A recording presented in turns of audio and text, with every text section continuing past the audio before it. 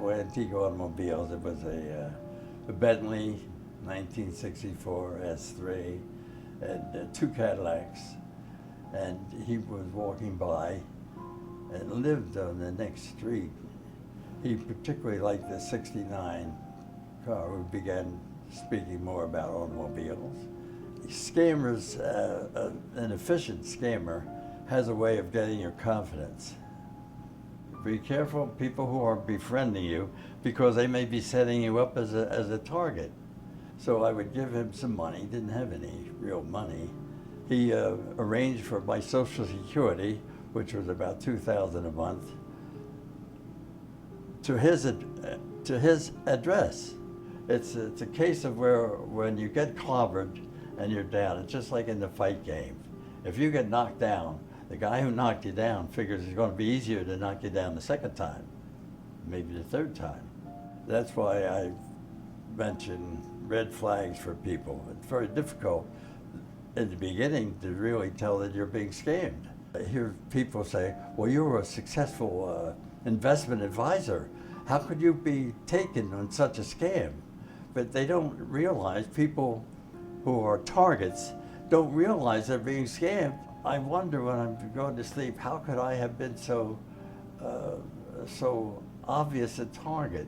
But I'm a little hard on myself for falling for the schemer.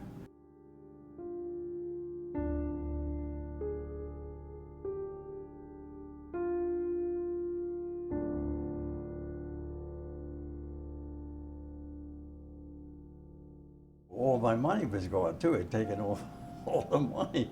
So I slept in a little Ford that I had for a couple of nights and got out to the VA, and they thought I stole the car. I didn't have any identification, and I'm in the car and I'm trying to tell them that I'm a retired Air Force officer, and they said this guy's a nutcase. Finally, they realized that I was a retired veteran or officer of the Air Force. So a lot of prestige was coming my way after that. I enlisted in the Air Force as soon as I graduated from high school. In war, you don't figure you're going to get it. You figure the next guy's going to get it, and you're sorry for that. But there's not much you can do. People see, I understand post-traumatic stress, even from recent wars, but I go way back and it's still left with me, except I can't sleep. And those low-class, rotten scumbags take everything that I had, which didn't, whatever. I had a place in Margate and all that stuff. But I worked pretty hard for it.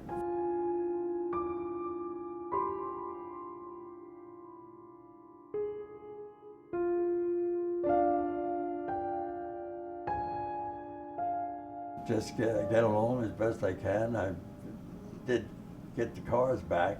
It required one car loan. The man would get it back to the way it was for about $33,000. So hopefully, as I said in that write-up, many people who possibly could be scammed will take some information from my particular case and be very wary of the red flags.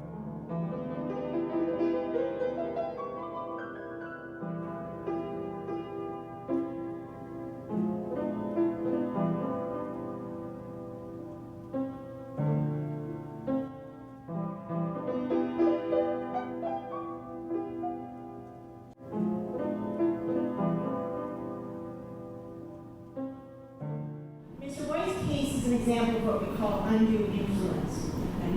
So it's not unlike what you see in child exploitation cases. It's a process, so it's over a period of time where somebody befriends you, develops a trusting relationship, and very slowly begins to isolate you. You become dependent on that person.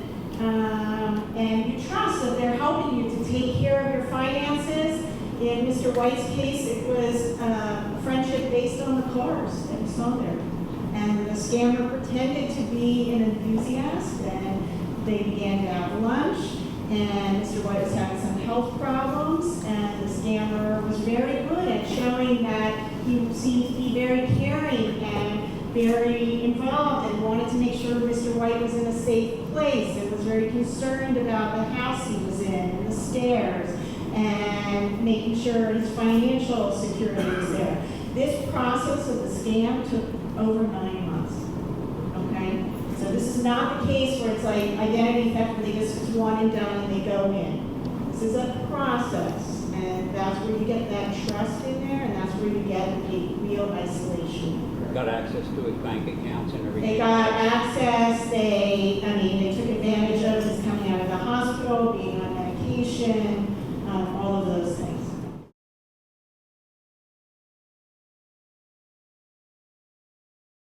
A computer sweetheart deals where somebody calls, wants to befriend an elderly person. We have people come in with counterfeit checks. You want a fortune. Or you just have typical scams where someone will come in with another party that the teller's never seen before and will start doling out $5,000 or $10,000 at a time. That's the basic things.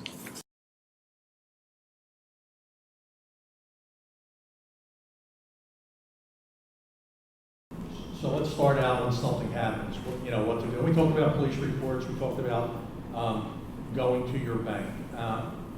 Probably the first two most important things. Once the bank has a case and we know there's a police report, we'll work in conjunction with that authority, whether it's in the counties or Philadelphia. But it will be up to the district attorney to actually prosecute that case if it's warranted. Unfortunately, a lot of cases go unpunished because of lack of information, lack of evidence, or manpower. And that's the sad reality of it. But they would, I hope, answer the question with the authority that would prosecute that. I think it's important to remember, I forget who mentioned it, I think it was Linda, that these things take time and are extremely frustrating for us, extremely frustrating, because we can do an investigation, PCA can do an investigation, and it may be 2 to 3 years before it gets to court, even longer. So that's some of the things we have to work with, at the same time trying to help take care of the victim and also watch the losses for the bank. It's something that has to be looked at. I was just going to add, at times, you're not only looking at prosecution, but you're also looking at civil action. So there's also opportunities to go through civil court and potentially get a faster resolution than going through the criminal justice system. And there's partners on the task force, especially an organization like Senior Law, who helps seniors work through those issues and make referrals for those types of services.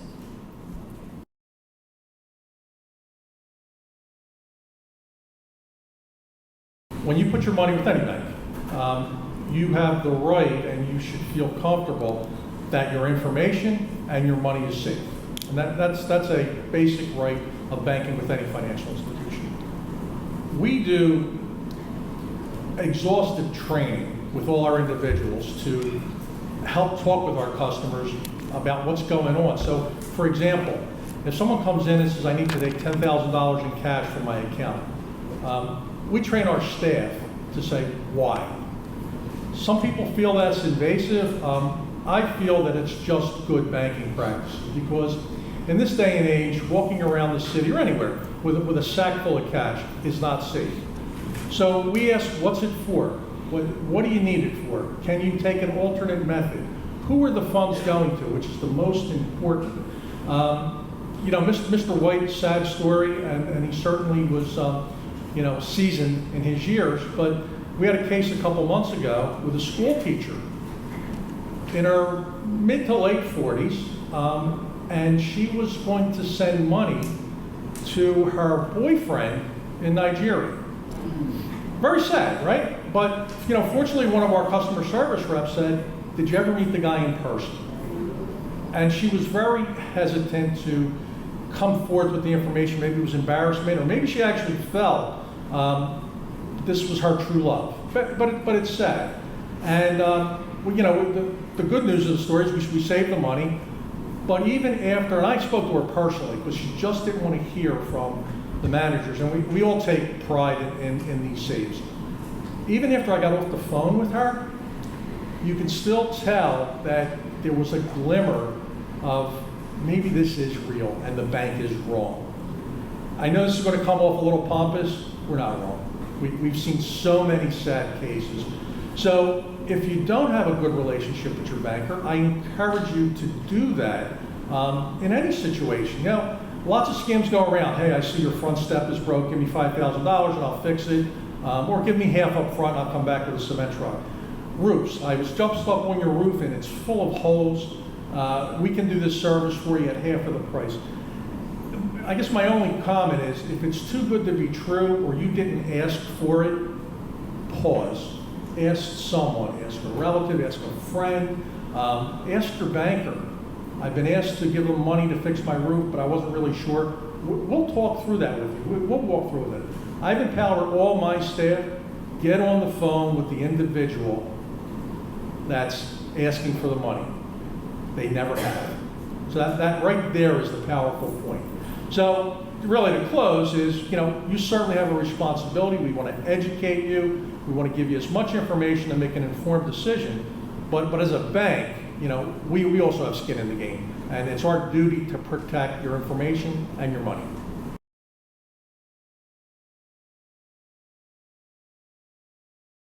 I've been working to prosecute and investigate financial crimes for years, but I did start as a teller too at Fidelity Bank back in a very long time ago. And today I work for Ally Bank, which is one of the largest online-only financial service companies in the country.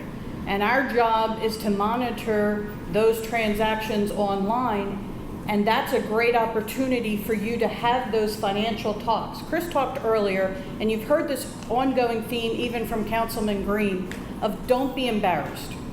Don't be embarrassed to talk to your family about your current financial situation, talk about how you want your money to be spent, and then set up ways that they can work to help you monitor those accounts ongoing. Using an online banking is a way you can do that. Your family may not be local. You may not be able to show them your bank statement. They may be on the other side of the country. But using such a thing as an online banking service to have that conversation, to monitor those transactions so that they can help you spot when things go wrong. We know as we age, things start to slip a little. It's a natural part of aging. We need to have the conversations now. We need to think about having a trusted power of attorney, not the son or daughter that can never have a job, that sits at home all day and you think has all the time in the world. There's a reason they don't have a job. They're not good with their own money. If they're not good with their own money, they're not going to be good with your money. You want the successful person, the busy person in your family that's not going to be tempted to help themselves to your funds. Have those conversations early, set up the right legal documents so that when you need help later in life, you'll be prepared. And they'll help you know when something is going wrong.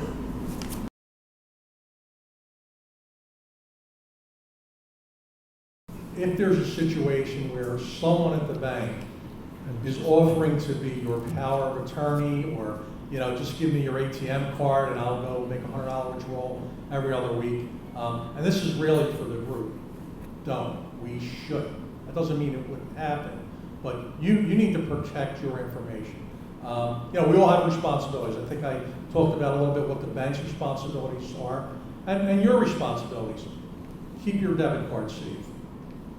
Keep your statements in a safe place, and once you're through with them, shred them. Even mail, even credit card offerings that come to your house, and you know, you get one every other day, tear them up, because we've seen instances where someone has taken that out of the trash and go apply for a credit card with this special offer. And it happens, but employees of an institution, which I think is your real question, are held to a higher standard. We have audit departments, we have review departments. We look for trends You know, for if someone's always looking at account number 123, why are they always looking at account number 123? So we have a lot of things on the back end to help prevent that, but unfortunately it does happen. So if you're aware of it, my first suggestion is contact the security department of that institution and say, I feel my mother or my aunt may be the victim, and I believe it may be one of your employees. We take that very, very serious.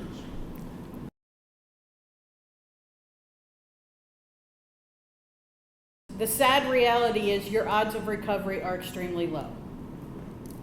And the problem is it's because people stay silent, they're embarrassed, and they also have this deep down need to believe in humanity and believe that, well, maybe it's just a mistake.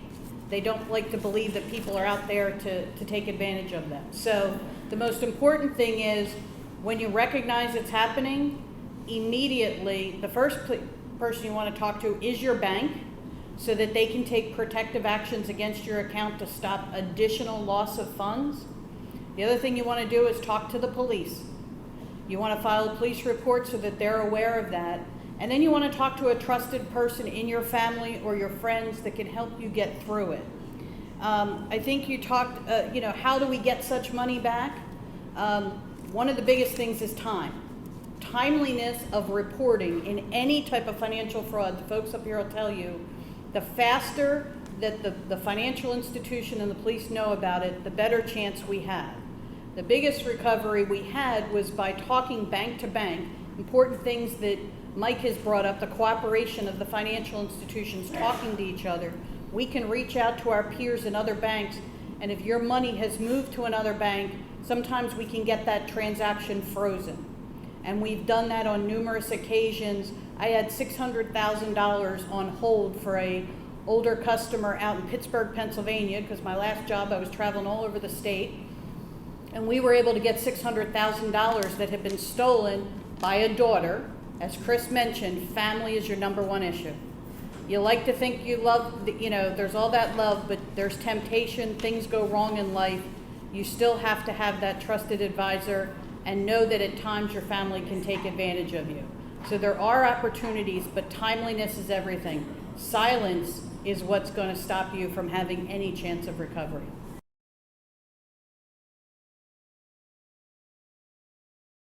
But in terms of bank employees, we're very skeptical of any kind of suspicious activities. As a matter of fact, internal theft, like you're speaking about, usually targets elderly customers because they don't come into the bank that often. They don't read their statements. That's why it's very important, if you have relatives, to be on their account or at least keep in touch with them and kind of monitor how they're handling their finances. So a couple of places where this has happened. So has everyone heard of the Wells Fargo incident? All right, so the Wells Fargo employees were compensated to open new accounts for individuals, so they opened a bunch of fraudulent accounts, is one example of this. And the second is really around the money managers in the banks, like people that invest your money. And there's some regulations that are coming down now that say if a bank individual, in particular broker-dealer, notices any cognitive issues with their clients, they're actually legally restricted from trading stock or investing on that client's behalf. And so the banks are becoming more and more aware of this. The banks are instituting policies around it.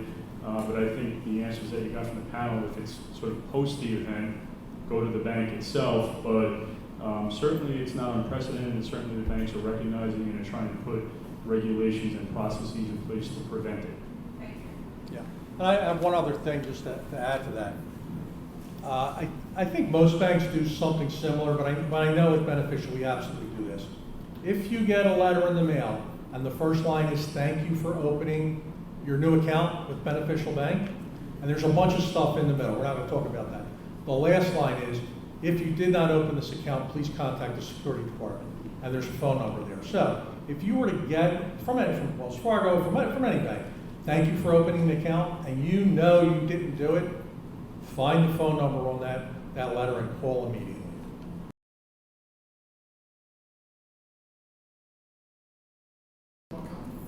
It's a huge problem.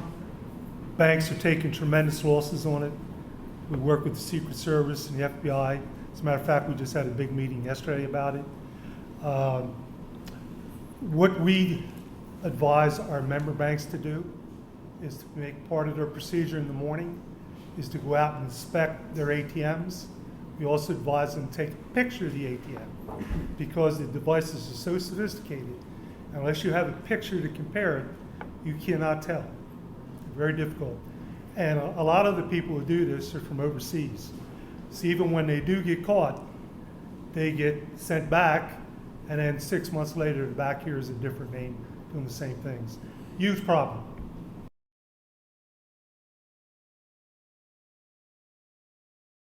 So back to just quickly use of technology in this case. We use the platform to look at two different things around ATM transactions location. So if you ever look at your ATM slip, it actually says, you know, the address of the bank that you went to. And typically people take out similar amounts, whether it's $50 or $60 every time you go. So if we see a transaction outside a zone, in other words, you live in here in Philly and maybe a transaction happens in New York, just to be dramatic, we're going to alert you of that. If we see a transaction for $500 where you usually take out $40 when you go, we're going to alert you of that as well. So I think they're very safe in terms of working properly. I mean, obviously some scammers out there, but again, using trends and data, you can help protect yourself around these things because behavior is usually pretty predictable in terms of location and amount.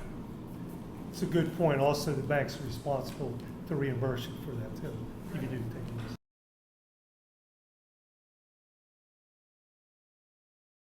The bank does not have a key to your safe deposit box, right? So you come in, you enter into a contract with the bank, you put your name on it, you put someone else's name on it too, and we'll issue you 2 keys. In the event you lose one of those keys, you have to notify us, and we can use your extra key or your second key to change the lock. In the event both keys are lost, we'd have to drill that box in your presence. So let's take a way out situation. You come to the bank, you put your key in, and there's no lock on it. There's probably nothing in the box. That box has been drilled. It doesn't happen, but really just to kind of illustrate how safe the box is, it's very safe.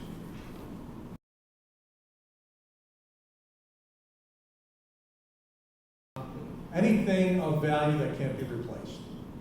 So whether it's jewelry, whether it's important documents, a keepsake that you just don't want to leave lying around the house. But yes, safe deposit box rentals are dwindling. Some banks are getting out of the business. It's very labor intensive to maintain those, and it's a business decision. And this. You may have heard it's illegal to keep cash in a safe deposit box. It is not illegal. There's no law on the books that say you can't do that. It's just very impractical, right? So if you feel it's a personal choice, taking $500 a week and stuffing it away in my safe deposit box, a very impractical solution to what you think the problem may be.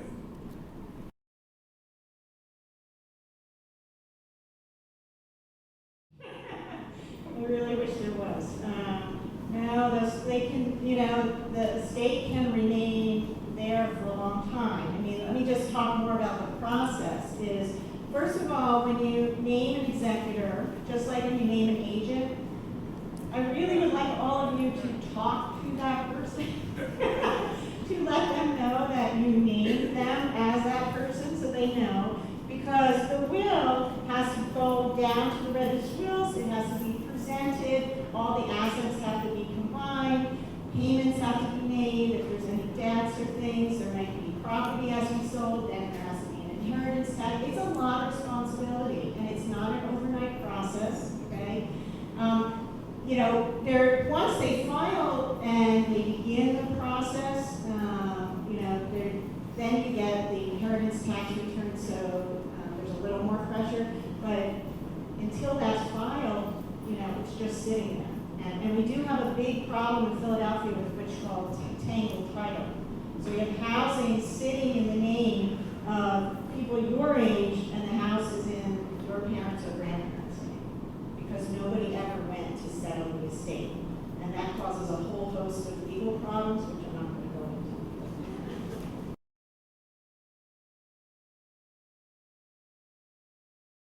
Power of attorney can be one of your best tools in your later years and can also be one of your biggest problems. I'll be absolutely honest. Because it depends on how it's written and who you give it to. I am not an attorney. I will give that disclosure up right up front. But I have worked very closely with attorneys in my investigations, and it is a good practice, as I said, to choose someone who is trustworthy up front. You discuss with your wishes, you document your wishes with the advice of an attorney who can write it appropriately, not a document you download off the internet. But you also want to put in protections that that person has to then review their activity with you and another trusted advisor.